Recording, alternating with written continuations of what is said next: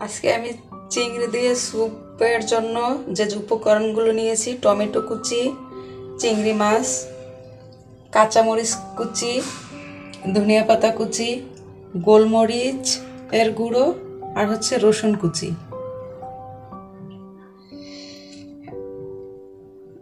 Tomato sauce, tasty salt, আর এদিকে একটা ডিম ভালো করে ফেটিয়ে নিয়েছি, আর কর্নফ্লাওয়ার পানিতে গুলে রেখেছি। দিয়ে দিলাম রসুন কুচি।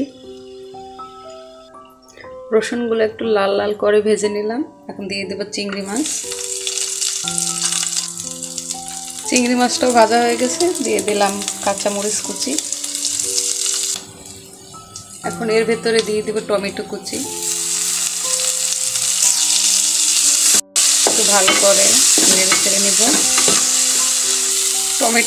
টমেটোগুলো একটু ভালো করে ভেজে নিলাম। এখন এখানে দিয়ে দেব পানি 2.5 কাপের মতো।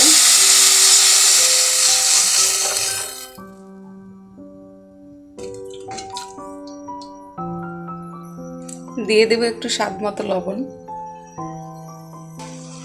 পলক না আসা পর্যন্ত অপেক্ষা করব। দিয়ে দিলাম কিছুটা টমেটো সস।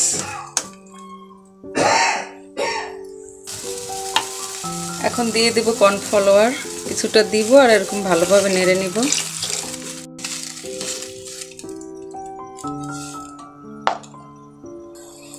এখন দিয়ে দেব আগে থেকে ফেটে রাখা ডিম। ডিমটা দেওয়ার সময় এমন অনবরত লাড়তে থাকবো।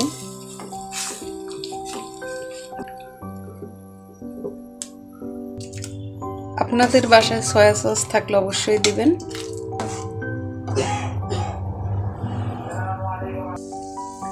দিয়ে দিলাম গোলমরিচের গুঁড়ো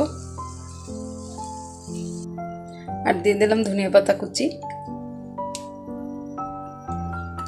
এখন দিয়ে দেব কিছুটা টেস্টি সল্ট।